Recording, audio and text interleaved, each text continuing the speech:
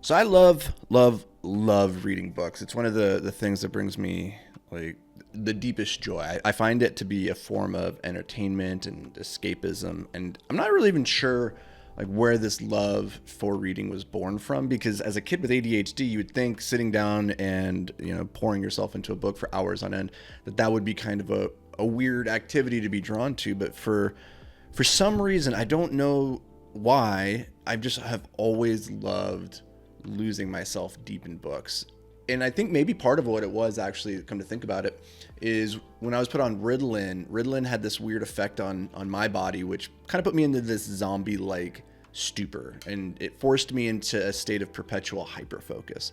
And I've spoken about this before, how that was a really actually a negative feeling for me, because it made me feel trapped inside my body and like I didn't have control.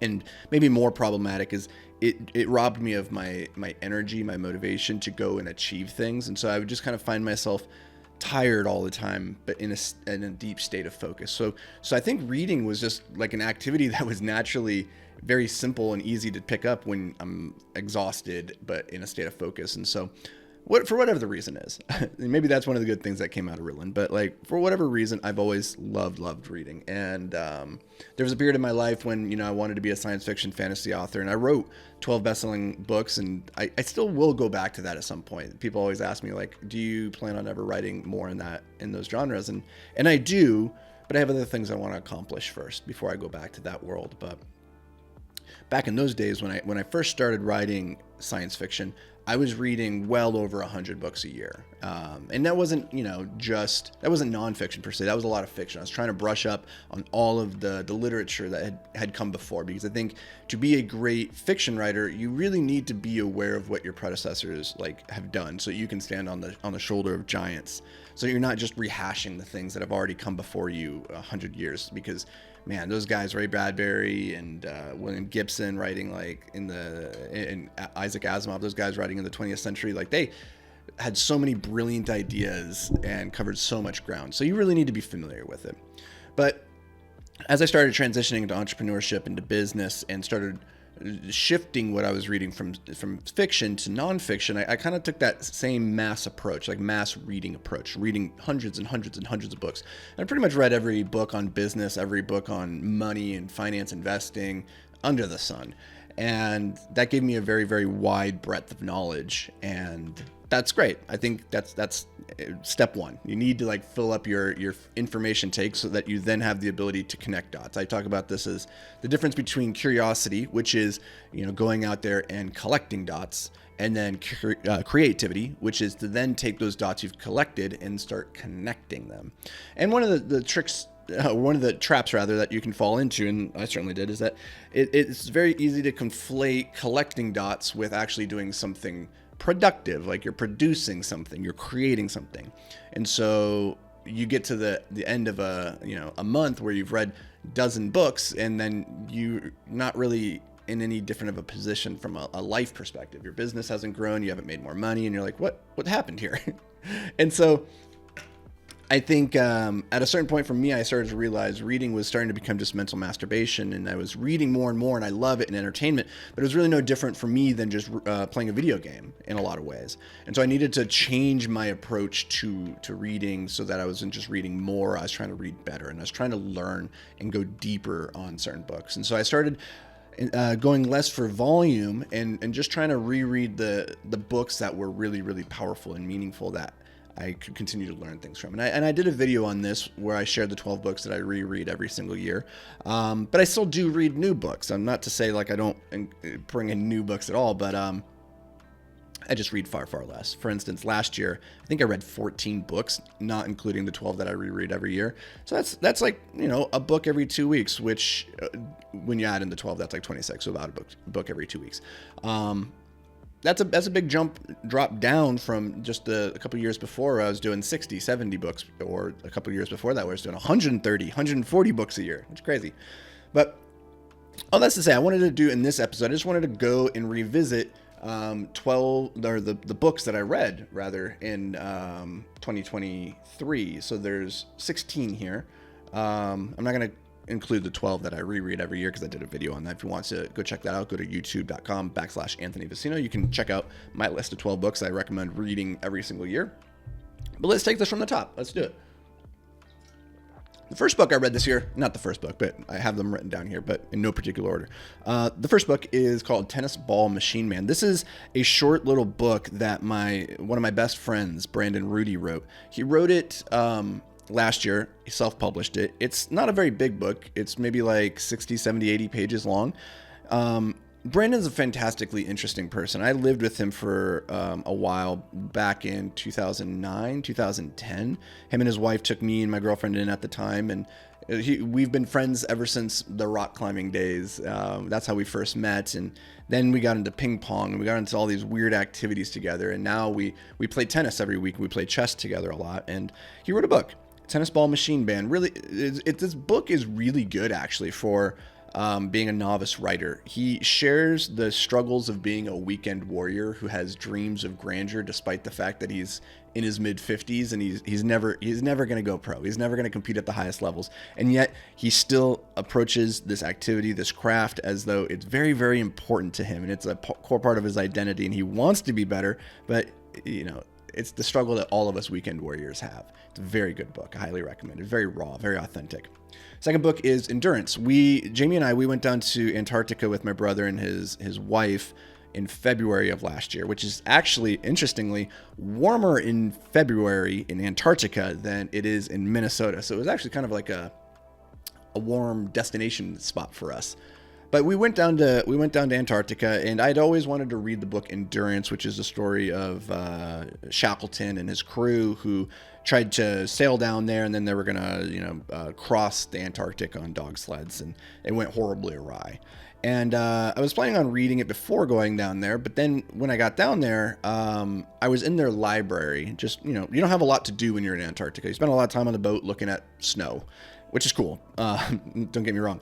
It's very beautiful, but one of the books that was on their shelf, they had 12 copies of Endurance, and so I picked it up and started reading it as we did this tour of Antarctica, and that was a really cool experience to be able to read the book of these men's harrowing adventure while in the luxury off the shore and observing what they must have been going through. It was a very, very wild experience. Next book is Titan. This is the autobiography of Rockefeller. And it was good. This book was good. I started reading a lot of biographies a couple of years ago, and I find them to be far more entertaining, and I learn a lot more from them than I do from just straight business books. I think reading about interesting people's lives, I don't know what it is. I find that just really, really motivating and compelling, and just seeing that they wrestle with a lot of the same issues that we do. And Titan is one of those books. It took me a couple months to get through. It was a very, very big read. It actually took me the entire month of February, March, and April. A very, very big book, but just learning about how he took over the oil industry in the early or late 19th century, early 20th century is very fascinating. Don't know if I'd recommend it unless you're a hardcore nerd, but it was good. The next book is Hard Magic by Darwin Ortiz. This is a weird book. I'm not into magic. I don't do sleight of hand. I'm not a magician. So why am I reading a book on magic? Well, one of my goals in 2024 is to get on more stages, give more keynotes, be a better presenter, be a better public speaker, better keynote. And what I realized is that, you can get good at being a keynote speaker by watching other keynote speakers, but you can also get good by watching people who spend a lot of time on stages. So comedians and magicians. And this book, Hard Magic, is all about how to be a more skilled magician, more skilled presenter of your magic, and I thought that would be kind of a cool book to read, and turned out it was. I learned a lot, actually. Again, don't know if I'd recommend this book to most people, but it was pretty interesting. I like reading these weird kind of tangential books that you would otherwise never stumble into, and learning something about a different world that you can pull into your own. It's very, very cool.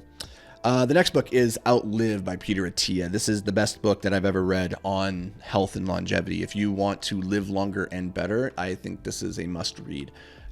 It's just a fantastic book. I'll leave it at that. Next book is Made in America by Sam Walton. This is a story of Walmart. And regardless of how you feel about Walmart as a global conglomerate who's taken over the world and all that stuff, it is a very interesting read, this man's perspective and how he approached building this business that that at a time was like the largest business in the world. He's a very interesting guy, actually. Highly recommend that book. Very, very good. It's written down to earth. He wrote it a couple months before he passed away. He could see the light at the end of the tunnel, and he wanted to get these stories out, get his lessons learned, shared with the world. And I'm glad he did, because this was a really, really good book. The next book is The Rise and Fall of the Third Reich. This is a beast of a book. It is very, very long, and it took me a really grueling amount of time to get through, but it is a fascinating journey through the rise and the fall of the Third Reich, World War II. And I think, it's important to understand our history and understand not just the things that we're taught in school about history, but to also go deeper and try to learn more about it for ourselves. And for some reason, somebody recommended me this book. I'm not particularly interested in World War II or that period of time or Nazis or anything of that sort, but I thought, I don't know much about that. Let's learn more. Let's see where this goes. And it was interesting, but God, it was a slog. It was grueling.